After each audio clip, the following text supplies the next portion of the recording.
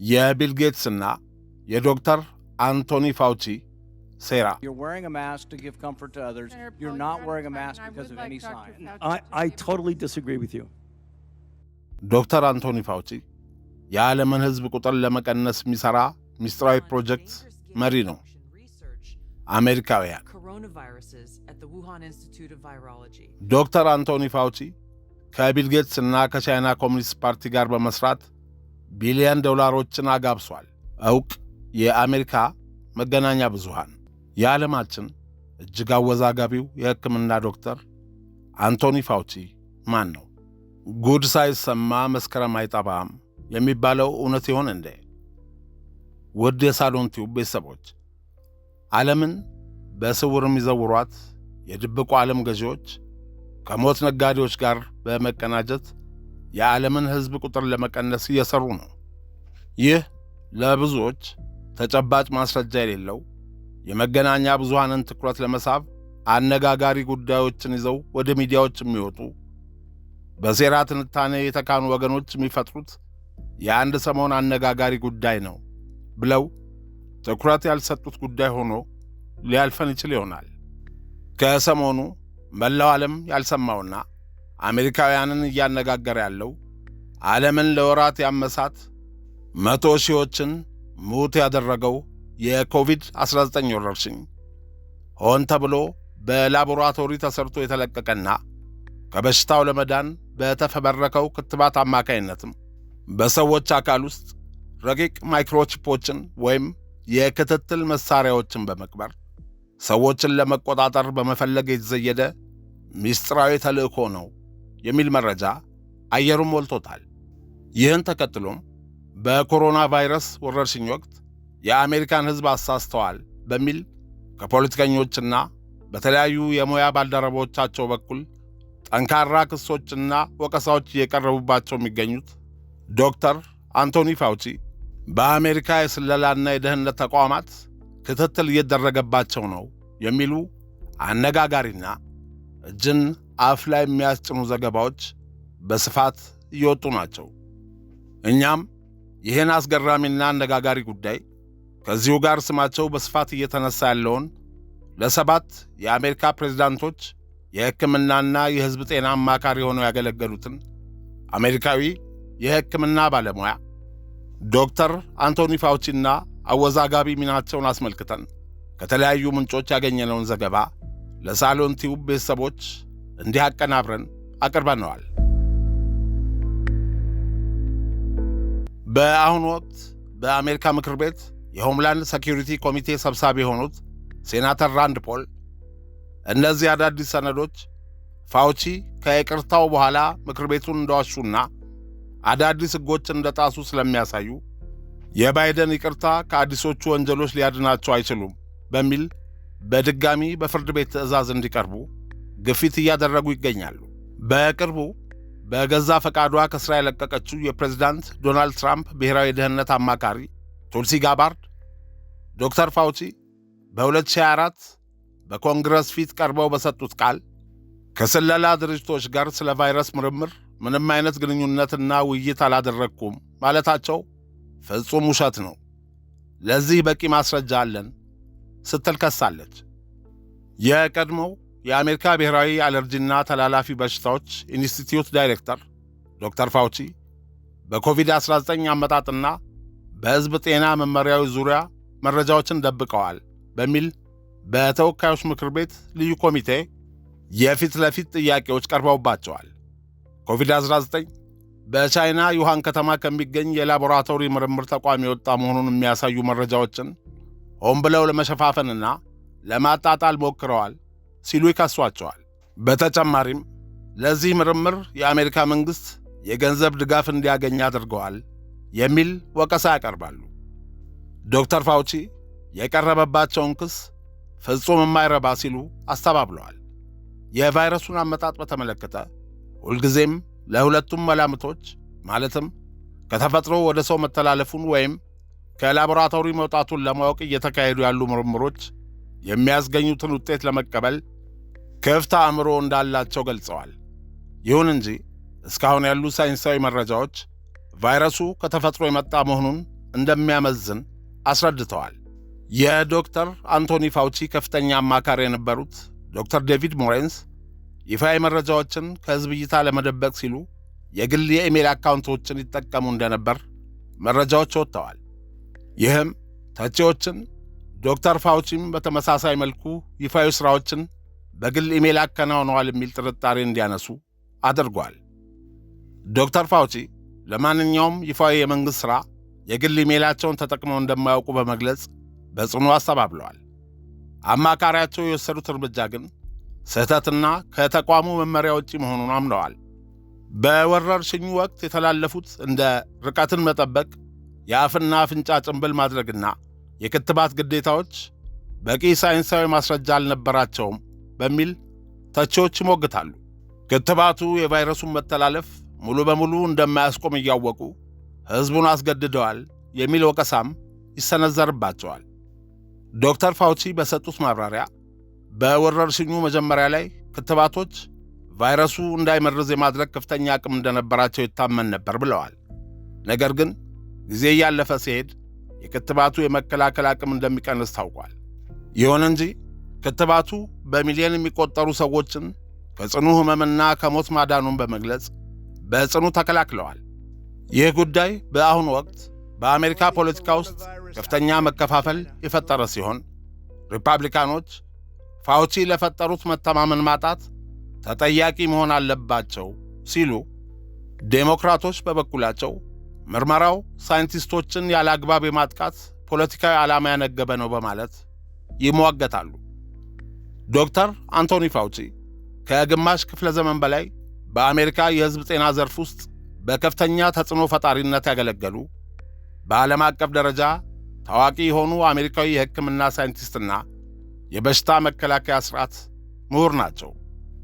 ከፕሬዝዳንት ሮናልድ ሬጋን ጀምሮ እስከ ጆ ባይደን ድረስ 7 የአሜሪካ ፕሬዝዳንቶችን በሕክምናና በሕዝብ ጤና አማካሪነት አገልግለዋል። ዲሴምበር 24 1940 በኒውዮርክ ከተማ ብሩክሊን ውስጥ ከኢጣሊያ ስደተኛ ወላጆች የተወለዱት ዶክተር አንቶኒ ፋውቺ ቤተሰቦቻቸው የመድኃኒት ቤት ወይንም ፋርማሲ ባለቤት ነበሩ። የሕክምና ትምህርታቸውን በታዋቂው ኮርኔል ዩኒቨርሲቲ ሜዲካል ኮሌጅ በመከታተል በ1966 ከክፍላቸው አንደኛ ሆነው በዶክትሬት ማዕረግ ተመርቀዋል። በ1968 የአሜሪካ ብሔራዊ የጤና ተቋማትን NIH እንደ ክሊኒካል ተባባሪ በመሆን ተቀላቀሉ። በ1985 የባዮኤቲክስ ምሁርና የባዮኤቲክስ ዲፓርትመንት ኃላፊ ከሆኑት ከዶክተር ክሪስቲን ግራዲ ጋር ጋብቻ የፈጸሙት ዶክተር አንቶኒ ፋውቺ ጄኒፈር፣ አሊሰን እና ሜጋን የተባሉ 3 ሴቶች ልጆችን ከትዳራቸው አፍርተዋል። ከ1984 እስከ ዲሴምበር 2022 ድረስ ለ38 ዓመታት ያህል ብሔራዊ የአለርጂና ተላላፊ በሽታዎች ኢንስቲትዩት ዳይሬክተር በመሆን በከፍተኛ ኃላፊነት አገልግለዋል። ዶክተር ፋውቺ በቀን ከ16 እስከ 17 ሰዓታት የሚሰሩ ሥራ ወዳድ ሰው መሆናቸውን ይናገራሉ። በ1980ዎቹ የኤችአይቪ ወረርሽኝ በተከሰተበት ወቅት በሽታውን በመረዳትና መድኃኒቶችን በማዘጋጀት ረገድ ግንባር ቀደም ተመራማሪ ነበሩ። በሚሊዮን የሚቆጠሩ ሰዎችን ሕይወት ያዳነውን የPFARP የአሜሪካ ፕሬዝዳንት አስቸኳይ የኤድስ መከላከያ ዕቅድ ፕሮግራም ዋና ቀያሽ ነበሩ።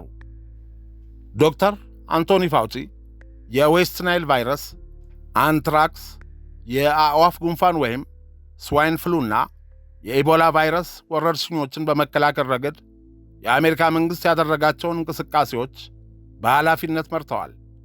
በ2020 የኮሮና ቫይረስ ወረርሽኝ በፈነዳበት ወቅት የዋይት ሃውስ የኮቪድ-19 መከላከያ ግብረ ኃይል ዋና አባል በመሆን አሜሪካንስ ዶክተር የሚል ቅጽል ስም እስኪያገኙ ድረስ ከፍተኛ ዝናን ያተረፉት ዶክተር አንቶኒ ፋውቺ የአሜሪካ ከፍተኛው የሲቪል ክብር የሆነውን የፕሬዝዳንታዊ የነጻነት ሜዳሊያ በ2008 በፕሬዝዳንት ጆርጅ ደብሊው ቡሽ ተሸልመዋል። በ2005 ደግሞ የብሔራዊ የሳይንስ ሜዳሊያ ተበርክቶላቸዋል። ከ45 በላይ የክብር ዶክትሬት ማዕረጎችንም አግኝተዋል። ዶክተር አንቶኒ ፋውቺ በታህሳስ 2022 ከሕዝብ አገልግሎት በይፋ ጡረታ የወጡ ቢሆንም አሁንም ድረስ በሳይንስና በሕዝብ ጤና ዙሪያ መጻሕፍትን በማዘጋጀትና ወጣቶችን በማስተማር ላይ ይገኛሉ።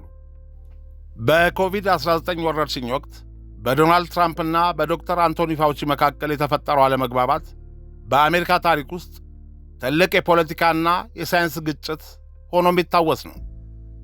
ትራምፕ ወረርሽኙ የአገሪቱን ኢኮኖሚ እንዳያናጋ ሲከላከሉ፣ ፋውቺ ደግሞ በሳይንሳዊ መረጃዎች ላይ የተመሠረቱ ጥብቅ የጤና መመሪያዎችን ያስቀድሙ ነበር።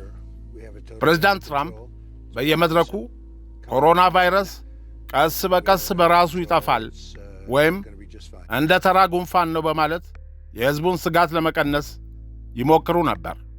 ዶክተር ፋውቺ ግን በትራምፕ ጋዜጣዊ መግለጫዎች ላይ በይፋ እየወጡ የቫይረሱ ስርጭት በጣም አስከፊና አደገኛ በመሆኑ አለመቆሙን በግልጽ በመናገር የትራምፕን ንግግር ያስተባብሉ ነበር። ትራምፕ ሃይድሮክሲክሎሮኩዊን የተባለው የወባ መድኃኒት ለኮቪድ-19 ፍቱን መድኃኒት ነው በማለት በስፋት ያስተዋውቁ ነበር። ዶክተር ፋውቺ ደግሞ መድኃኒቱ ለኮቪድ ፍቱን ለመሆኑ ምንም አይነት ሳይንሳዊ ክሊኒካዊ ማስረጃ እንደሌለውና ለልብ ህመምተኞች ይበልጥ አደገኛ ሊሆን እንደሚችል በግልጽ በመናገር የፕሬዝዳንቱን ሐሳብ ውድቅ አድርገዋል። በወቅቱ ዶናልድ ትራምፕ የአሜሪካ ኢኮኖሚ እንዳይጎዳ በሚል ትምህርት ቤቶች፣ ቢዝነሶችና የሕዝብ አገልግሎት ሰጪዎች በአስቸኳይ እንዲከፈቱ ይፈልጉ ነበር። ዶክተር ፋውቺ በበኩላቸው የወረርሽኙ ስርጭት ሳይቀንስ አገርን መክፈት በሚሊዮን የሚቆጠሩ ሰዎችን ለሞት ይዳርጋል በሚል ጥብቅ እገዳዎች እንዲቀጥሉ ይከራከሩ ነበር። ትራምፕ ራሳቸው የፊት ጭንብል ከማድረግ ይቆጠቡ የነበረ ሲሆን የጭንብል ግዴታን ይቃወሙ ነበር። ፋውቺ ግን የአፍና አፍንጫ ጭንብል ማድረግ ቫይረሱን ለመከላከል ቁልፍ መሳሪያ መሆኑን በመግለጽ ሕዝቡ ጭንብል እንዲያደርግ በጽኑ ያሳስቡ ነበር። ትራምፕ ዶክተር ፋውቺን አውዳሚ፣ ሞኝ፣ እብድ በማለት የጠሯቸው ሲሆን እሳቸው በተካፈሉባቸው ሕዝባዊ ስብሰባዎችና በሰልፎቻቸው ላይ ደጋፊዎቻቸው ፋውቺን አባረው እያሉ እንዲጮኹ የሚያበረታቱ ሲሆን አብረውም ይጮኹ ነበር። በትራምፕ አስተዳደር መጨረሻ ላይ ፋውቺ ከዋይት ሃውስ የጋዜጣዊ መግለጫ መድረኮች እንዲገለሉና በምትካቸው ለትራምፕ ቅርብ የሆኑ ሌሎች አማካሪዎች እንዲተኩ ተደርጎ ነበር። Now these documents expose Fauci's direct role in influencing and manipulating IC assessments. ቱልሲ ጋባርድ የኮቪድ-19 የስለላ ሪፖርትን በተመለከተ ከዶክተር አንቶኒ ፋውቺ ጋር ውዝግብ ውስጥ መሰንበታቸውን የሚገልጽ በጁን 2026 የወጣ አዲስና እጅግ አነጋጋሪ የፖለቲካ ጉዳይ ሆኖ አሁን ድረስ የአሜሪካ መገናኛ ብዙሃን አበይት ዜና ሆኗል። የቀድሞዋ የአሜሪካ ብሔራዊ የስለላ ድርጅት ዳይሬክተር ቱልሲ ጋባርድ ከሥልጣን በምትለቅበት የመጨረሻ ቀን ላይ ቀደም ሲል ምስጢር የነበሩ የደህንነት ሰነዶችን ይፋ አድርጋለች። እነዚህ የወጡት የመንግሥት የስለላ ሰነዶች በቀጥታ በዶክተር አንቶኒ ፋውቺ ላይ ያነጣጠሩ ናቸው። ቱልሲ ጋባርድ ዶክተር ፋውቺ በ2024 በኮንግረስ ፊት ቀርበው በሰጡት ቃል ከስለላ ድርጅቶች ጋር ስለ ቫይረስ ምንም አይነት ግንኙነትና ውይይት አላደረግኩም ማለታቸው ፍጹም ውሸት ነው ስትል ከሳለች። በቱልሲ ጋባርድ መስሪያ ቤት ይፋ የሆኑት የስለላ ሰነዶች እንደሚያሳዩት ዶክተር አንቶኒ ፋውቺ የኮቪድ-19 አመጣጥን በሚመረምሩበት ወቅት ከደህንነትና ከስለላ ባለሥልጣናት ጋር ዘወትር ግንኙነት ነበራቸው። ስለዚህም ይህ የሐሰት ምስክርነት በወንጀል ሊያስጠይቃቸው ይችላል ተብሏል። በዶክተር አንቶኒ ፋውቺና በቢሊዮነሩ ቢል ጌትስ መካከል ያለው ግንኙነት ላለፉት 20 ዓመታት የዘለቀ የቅርብ ሙያዊ ትብብር ሲሆን በሴራ ተንታኞች ዘንድ ደግሞ የዓለምን ሕዝብ ቁጥር ለመቀነስና በክትባት ለመቆጣጠር የታቀደ ምስጢራዊ ጥምረት ተደርጎ ይወሰዳል። ቢል ጌትስ በጤናው ዘርፍ ኢንቨስት ማድረግ ከጀመረበት ከ2000ዎቹ መጀመሪያ አንስቶ ሁለቱ ግለሰቦች የቅርብ ጓደኛና የሥራ ባልደረቦች ናቸው። ይህ የጌትስ ግብረሰናይ ድርጅት ዶክተር ፋውቺ ይመሩት ለነበረው ብሔራዊ የጤና ተቋም NIH እና ለተለያዩ የክትባት ምርምሮች በጋራ ኢንቨስትመንት መልክ በቢሊዮን የሚቆጠር ዶላር የገንዘብ ድጋፍ አፍስሷል። በወረርሽኝ ወቅት ሁለቱ ግለሰቦች በየ2 ሳምንቱ በስልክ እየተደዋወሉ ስለ ክትባት ልማት፣ ስርጭትና የገንዘብ ድጋፍ ይመካከሩ እንደነበር ራሳቸው በይፋ አምነዋል። ዕውቅ የዓለማችን የሴራ ተንታኞች ሁለቱን ግለሰቦች የኮቪድ-19 ወረርሽኝ ዋና መሐንዲሶች አድርገው ይመለከቷቸዋል። እነዚህ በተለይ በምዕራቡ ዓለም ዋና ዋና የመገናኛ ብዙሃንና በሚሊዮኖች የሚገመቱ ተከታዮች ያሏቸው የፖድካስት ባለቤት የሆኑ ዕውቅ የሴራ ትንታኔ ባለሙያዎች ቢል ጌትስ ቀደም ሲል በሰጠው አንድ የቴድ ቶክ ንግግር ላይ በአዳዲስ ክትባቶችና በጤና ጥበቃ አማካይነት የዓለምን የሕዝብ ቁጥር እድገት በ10 ወይም 15 በመቶ መቀነስ ይቻላል ማለቱን እንደ ማስረጃ ይጠቅሳሉ። ይሁን እንጂ የጌትስ ፋውንዴሽን የሕፃናት ሞት ሲቀንስ ወላጆች ብዙ ልጅ መውለድ ስለሚያቆሙ የሕዝብ ቁጥር እድገት ይረጋጋል በሚል ሳይንሳዊ መላምት የተናገረው እንደነበር ገልጿል። ቢል ጌትስ ሰዎችን በክትባት አማካይነት የዲጂታል መታወቂያ ኮንተም ዶታቶስ ለመስጠት ማቀዱንና ፋውቺ ደግሞ ይህንን ዕቅድ በጤና መመሪያዎች አማካይነት በሕዝብ ላይ እንዲተገበር አድርጓል ብለው ያምናሉ። ዶክተር ፋውቺ እንደ አይቨርሜክቲን ያሉ ርካሽ መድኃኒቶችን ያገዱት ቢል ጌትስ በቢሊዮን ዶላር ኢንቨስት ያደረገባቸው እንደ ሞደርና እና ፊፋይዘር ያሉ አዳዲስ የክትባት ኩባንያዎች ከፍተኛ ትርፍ እንዲያገኙ ለማድረግ ነው የሚል ክስ ያቀርባሉ። የቢል ጌትስ ፋውንዴሽን ለፋውቺ ተቋም የገንዘብ ድጋፍ ማድረጉ እውነት ቢሆንም ገንዘቡ ለምርምር ላቦራቶሪዎች የገባ እንጂ ዶክተር ፋውቺ በግል የግል ሀብታቸውን ለማካበት ከጌትስ ገንዘብ እንደወሰዱ የሚያሳይ ምንም አይነት ይፋዊ ወይም ሚስጥራዊ ሰነድ የለም። ሁለቱም ግለሰቦች የዓለም ብቸኛው መፍትሔ ክትባት ነው የሚል ጽኑ አቋም የነበራቸው ሲሆን ይህ አቋማቸው ግን ከሴራ ይልቅ በሳይንሳዊ እምነታቸው የመጣ መሆኑን ይገልጻሉ። በአጠቃላይ በቢል ጌትስና በዶክተር ፋውቺ መካከል ያለው ግንኙነት በሳይንሱ ዓለም የመንግሥትና የግል ዘርፍ ጠንካራ የጤና ጥምረት ተብሎ ሲወሰድ፣ በሴራ ተንታኞች ዘንድ ደግሞ የዓለምን ሕዝብ ለመቆጣጠር የተዘረጋው መረብ ቁንጮዎች ተደርገው ይፈረጃሉ።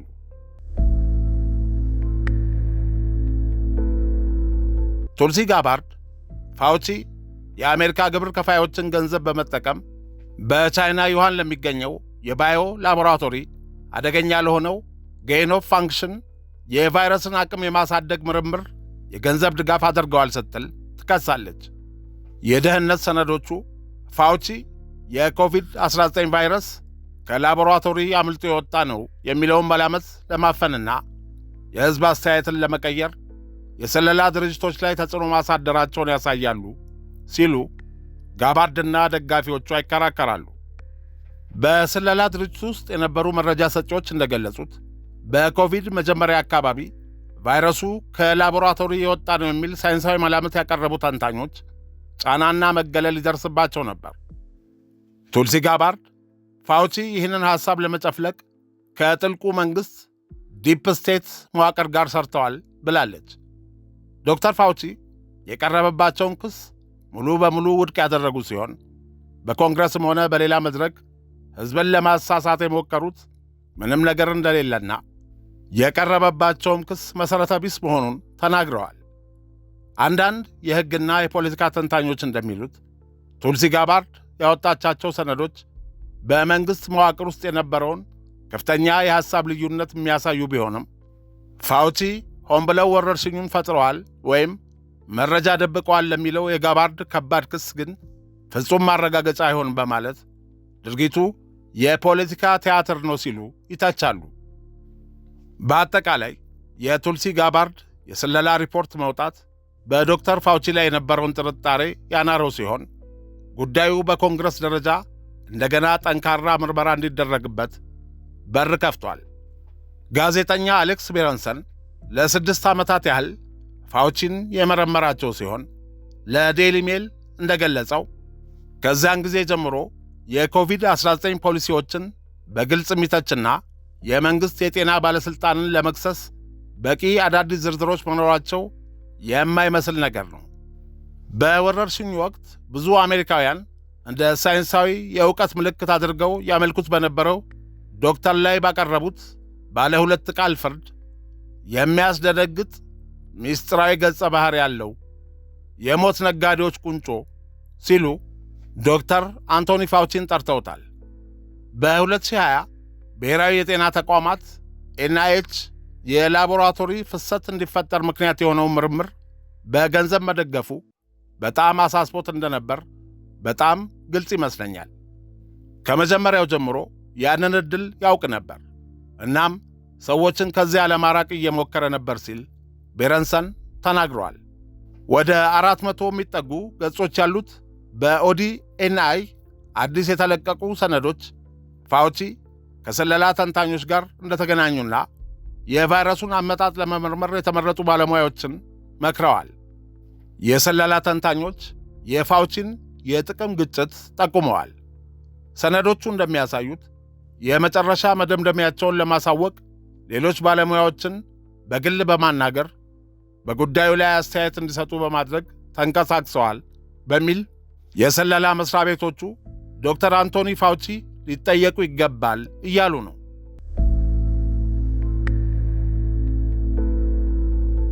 ዶክተር አንቶኒ ፋውቺ በቅርቡ በኮንግረስና ሴኔት ቀርበው በአባላቱ የቀረበላቸውን ከ100 በላይ ጥያቄዎች አልመልስም ማለታቸውን ተከትሎ የሴኔት ኮሚቴው ምክር ቤቱን የመናቅ ወንጀል ፈጽመዋል በሚል በ8 ለ5 የድምፅ ልዩነት አጽድቋል። ጉዳዩ ውሳኔ እንዲሰጥበት ወደ አሜሪካ ፍትሕ ሚኒስቴር መመራቱ ታውቋል። ቀደም ሲል የትራምፕ አማካሪዎች የነበሩት ስቲቭ ባኖንና ፒተር ናቫሮ ምክር ቤቱን የመናቅ ወንጀል ፈጽመዋል በሚል በተመሳሳይ ወንጀል ተከሰው ለ4 ወራት መታሰራቸውን ያስታወሱ የፖለቲካ ተንታኞች ዶክተር አንቶኒ ፋውቺ ፍርድ ቤት ጥፋተኛ ካላቸው እስከ 1 ዓመት በሚደርስ እስራት ሊቀጡ ይችላሉ በማለት አስተያየት እየሰጡ ነው። የቀድሞ ፕሬዝዳንት ጆ ባይደን ለዶክተር ፋውቺ የሰጡት ይቅርታ ከ2014 እስከ ጃንዋሪ 2025 ባለው ጊዜ ውስጥ የሚገኙ የፌዴራል ወንጀሎችን ብቻ የሚሸፍን በመሆኑ አሁን የተከሰሱበት ወንጀል የተፈጸመው ከይቅርታው በኋላ በጁን 2026 ከምክር ቤቱ ለቀረበላቸው ጥያቄዎች መልስ አልሰጥም በማለትና በውሸት መሐላ በመጠርጠራቸው ስለሆነ የባይደን ይቅርታ ከአዲሱ እስራት ሊያድናቸው አይችልም። እንደ ፍሎሪዳ ያሉ የሪፐብሊካን ግዛቶች በግል የከፈቱባቸውን ክስ የባይደን አስተዳደር ይቅርታ ሊያግደው አይችልም እያሉ በጉዳዩ ላይ በርካቶች አስተያየታቸውን እየሰጡ ነው። ፕሬዝዳንት ዶናልድ ትራምፕ በዚህ ሳምንት መጨረሻ ላይ ለጋዜጠኞች በሰጡት መግለጫ ፋውቺ የፈጸሙት ወንጀል ከብዙ ወንጀሎች በላይ እጅግ ከባድ ነው፣ ስለዚህ ፍትሕ ሚኒስቴር ክስ ሊመሠረትባቸው ይችላል በማለት ቅጣቱ እንደማይቀር ፍንጭ ሰጥተዋል። የዶክተር ፋውቺ ጠበቃ ዴቪድ ሸርትለር ደንበኛቸውን በተመለከተ በሰጡት መግለጫ ይህ የምክር ቤት ውሳኔ የፖለቲካ ድራማና የማስፈራሪያ ስልት ነው ብለውታል። ፋውቺ ምንም አይነት ወንጀል እንዳልሰሩና ሕገ መንግሥታዊ መብታቸውን ስለተጠቀሙ ብቻ ሊቀጡ እንደማይገባ ተናግረዋል። በጉዳዩ ላይ በስፋት እየዘገቡ ያሉ የሥራ ተንታኞችና የሜክ አሜሪካን ግሬት አጌን አቀንቃኝ ታዋቂ አሜሪካውያን ጉዳዩን የሕግ ክርክር አድርገው አይመለከቱትም። ይልቁንም ትልቅ የፖለቲካና የፍርድ ቀን አድርገው ነው የሚቆጥሩት። የሴራ ተንታኞች ፋውቺ ምክር ቤቱን በመናቅ ብቻ ሳይሆን በአገር ክህደትና በጅምላ ግድያ ሊጠየቁ ይገባል ይላሉ። ክትባቶችን በግዳጅ በመጫንና የዮሐን ላቦራቶሪን በገንዘብ በመርዳት በአሜሪካውያን ላይ ወንጀል ፈጽመዋል ብለው ያምናሉ። እነዚሁ በሴራ ትንታኔ የታወቁ ፖለቲከኞች እንደሚሉት የዶክተር አንቶኒ ፋውቺ መያዝ የዓለምን ሕዝብ ቁጥር ለመቀነስ የሚሰሩትን እንደ ቢል ጌትስ ያሉ የዓለም ቁንጮዎችን ግሎባል ኤሊትስ ሚስጥራዊ መረብ ሙሉ በሙሉ ሰባብሮ ለመጣል የመጀመሪያው እርምጃ ነው። አንዳንድ የጽንፈኛ ሴራ ተንታኞች ፋውቺ በመደበኛ ፍርድ ቤት ሳይሆን እንደ ጓንታናሞ ባሉ ወታደራዊ ፍርድ ቤቶች ቀርበው የዕድሜ ልክ እስራት ወይም የሞት ፍርድ ሊበይንባቸው ይገባል እያሉ በበይነ መረብ ላይ ዘመቻ እያደረጉ ይገኛሉ። ዶክተር ፋውቺ ባለፈው ሳምንት ምክር ቤት ቀርበው በነበረበት ወቅት ከኮቪድ-19 መነሻና ከምስጢራዊ ሰነዶች ጋር በተያያዘ ለቀረቡላቸው ጥያቄዎች ከ100 ጊዜ በላይ የመናገር መብት የተጠበቀ ነው፣ ፊፍዝ አሜንድመንት በማለት መልስ ሳይሰጡ ቀርተዋል። ፋውቺ ምክንያታቸውን ሲያስረዱ ሴናተር ራንድ ፖል እውነቱን ለመፈለግ ሳይሆን እኔን በወንጀል ለማስቀጣት ያበደ ፍላጎት ስላላቸው ለጥመዱብኝ ወጥመድ መልስ አልሰጥም ብለዋል። ጉዳዩ አሁን ላይ ከአሜሪካ ምክር ቤት ወጥቶ ወደ ፍትህ ሚኒስቴርና ወደ ፍርድ ቤቶች የደረሰ በመሆኑ በቀጣይ ቀናት የዶናልድ ትራምፕ አስተዳደር ፍትህ ሚኒስቴር በፋውቺ ላይ የእስር ማዘዣ ያወጣል ወይስ አያወጣም የሚለው ጉዳይ ትልቅ የዓለም አቀፍ መገናኛ ብዙሃን መነጋገሪያ ሆኗል።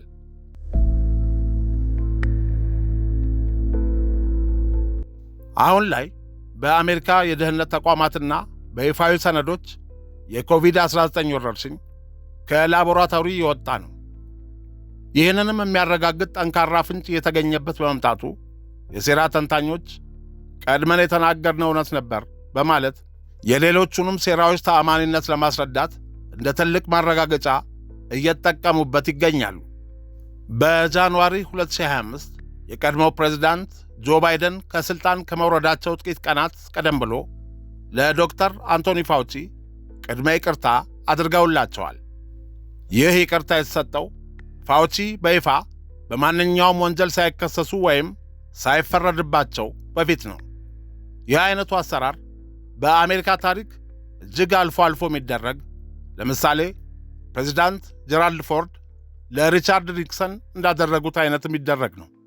ባይደን ይህን ያደረጉት አዲሱ የዶናልድ ትራምፕ አስተዳደር በፋውቺ ላይ የእስርና የወንጀል ክስ እንዳይመሰርት ለመከላከል ነው። በአጠቃላይ የአሜሪካ መንግሥት ባለሥልጣናት የኮቪድ-19 መነሻን የመደበቅ ሴራ የሠሩት በሳይንሳዊ ስህተት ሳይሆን በከፍተኛ የመንግሥት ባለሥልጣናት የተቀነባበረ ስልታዊ ምስጢር ነበር በሚል በአሜሪካ ፖለቲካና በጤና ተቋማት ላይ ከፍተኛ ውዝግብ ፈጥሯል። በአሜሪካ የፖለቲካ መድረክ ላይ ሪፐብሊካኖች ዶክተር ፋውቺን በሕዝብ ላይ ለደረሰው ማኅበራዊና ኢኮኖሚያዊ ጉዳት ተጠያቂ ለማድረግ የሚጥሩ ሲሆን፣ ደጋፊዎቻቸው ደግሞ የቀረቡባቸው ክሶች በሙሉ ለፖለቲካ ትርፍ ተብለው የተጋነኑ ናቸው በማለት ይከላከላሉ። የኮቪድ-19 ወረርሽኝና የዶክተር አንቶኒ ፋውቺ ሚና በተመለከተ የሴራ ተንታኞች የሚያነሷቸው ዋና ዋና ነጥቦች ቫይረሱ ሆን ተብሎ የተሠራ የባዮሎጂካል መሳሪያ ነው፣ የሕዝብ ቁጥርን ለመቀነስ የታቀደ ነው፣ ክትባቶች ሰዎችን ለመቆጣጠር የወጡ ናቸው በሚሉት ጽንሰ ሐሳቦች ላይ ያተኩራሉ። የሴራ ተንታኞች ባለፉት ዓመታት ያሰራጯቸውና አሁንም ድረስ የሚከራከሩባቸው ዋና ዋና ነጥቦች ዋናው ኮቪድ-19 በአጋጣሚ ከላቦራቶሪ ያመለጠ ሳይሆን የዓለምን ኢኮኖሚ ለማውደምና አዲስ የዓለም ሥርዓት ኒው ወርልድ ኦርደር ለመፍጠር ሆን ተብሎ የታቀደና የተለቀቀ ባዮዌፐን ነው ይላሉ። ዶክተር ፋውቺ ከቻይና ኮሚኒስት ፓርቲና ከዓለም የጤና ድርጅት ጋር በጥቅም በመተሳሰር ይህንን ወረርሽኝ በበላይነት መርተዋል ብለው ያምናሉ። የቢል ጌትስ ፋውንዴሽንና ዶክተር ፋውቺ በክትባቱ አማካይነት በሰዎች አካል ውስጥ ረቂቅ ማይክሮቺፖችን ወይም የክትትል መሳሪያዎችን በመቅበር ሰዎችን ለመቆጣጠር ፈልገዋል የሚል ነው። ክትባቶቹ የረጅም ጊዜ መሃንነትን በማስከተል ወይም ሰዎችን በመግደል የዓለምን ሕዝብ ቁጥር ለመቀነስ የተሰሩ ናቸው ብለው ይከራከራሉ። ዶክተር ፋውቺ እንደ ፒፋይዘርና ሞደርና ካሉ ግዙፍ የክትባት አምራች ኩባንያዎች በቢሊየን የሚቆጠር ዶላር የሮያሊቲ ክፍያና ጉቦ በሚስጥር አግኝተዋልም ይላሉ።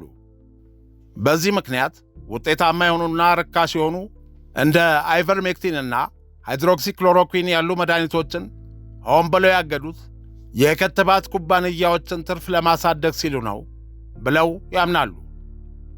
ቀጣዮቹ የዶክተር አንቶኒ ፋውቺ የሙያና የሕይወት ምዕራፍ ውስጥ ከፍተኛ ውጥረት የነገሰባቸው ሕጋዊ፣ ፖለቲካዊና ማኅበራዊ ክስተቶች ይኖራሉ ተብሎ ይጠበቃል። ዶክተር ፋውቺ ከሕዝብ አገልግሎት በጡረታ ቢገለሉም በኮቪድ-19 ወቅት በነበራቸው ሚና ዙሪያ የሚደረጉት ምርመራዎች ግን ይበልጥ እየጠነከሩ ይሄዳሉ። የአሜሪካ ኮንግረስ የሆምላንድ ሴኩሪቲ ኮሚቴ አባላት አዳዲሶቹን ምስጢራዊ ሰነዶች መሠረት በማድረግ ዶክተር ፋውቺን በድጋሚ አስገዳጅ በሆነ የፍርድ ቤት ትዕዛዝ ለመጠየቅ እየተንቀሳቀሱ ነው። ዶክተር አንቶኒ ፋውቺ ቀደም ሲል ከደህንነት ተቋማት ጋር ስላደረጉት ግንኙነት የሰጡት ቃል ከሰነዶቹ ጋር በመጋጨቱ ምክር ቤቱን ዋሽተዋል በሚል ክስ እንዲመሠረትባቸው የሚደረገው የፖለቲካ ግፊት ይበረታል። የቀድሞው ፕሬዝዳንት ጆ ባይደን ከሥልጣን ከመውረዳቸው በፊት የሰጧቸው ቅድመ ይቅርታ ዶክተር ፋውቺን ከአሮጌው ክሶች ሊያድናቸው ቢችልም ከአዲሶቹ ሰነዶች መውጣት በኋላ በሚነሱ አዳዲስ የሕግ ጥሰቶች ዙሪያ ያድናቸዋል ወይስ አያድናቸውም የሚለው ጉዳይ በአሜሪካ ከፍተኛ ፍርድ ቤት የሕግ ክርክር መድረክ መነጋገሪያ መሆኑ አይቀሬ ነው። ዶክተር ፋውቺ ላለፉት 40 ዓመታት በአሜሪካ የሕክምና ታሪክ ውስጥ የነበራቸው ስምና ክብር ከዩሃን ላቦራቶሪ የገንዘብ ድጋፍና መረጃዎችን ከመደበቅ ጋር ተያይዞ በወጡት ሰነዶች ምክንያት ከፍተኛ አደጋ ላይ ይወድቃል። ዶክተር ፋውቺ ወደፊት በታሪክ መጻሕፍት ላይ እንደ ትልቅ የሳይንስ አባት ከመጠቀስ ይልቅ አወዛጋቢና ፖለቲካዊ ተጽዕኖ የነበረባቸው ባለሥልጣን ተደርገው የመመዝገብ ዕድላቸው ሰፊ የሆነ መጥቷል።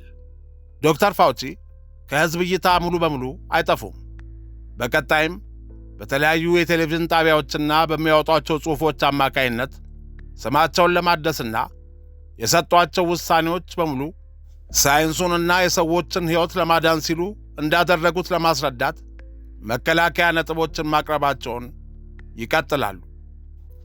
በቀጣይ የሚኖረው የዶክተር ፋውቺ ሕይወት ከእረፍትና ከጡረታ ይልቅ በሕግ ባለሙያዎች ክርክር፣ በምርመራ ኮሚቴዎችና ስምን ከመከላከል ትግል ጋር የተያያዘ እንደሚሆን ብዙዎች በእርግጠኝነት ሲናገሩ ይደመጣሉ። ቸርን ሰንብት።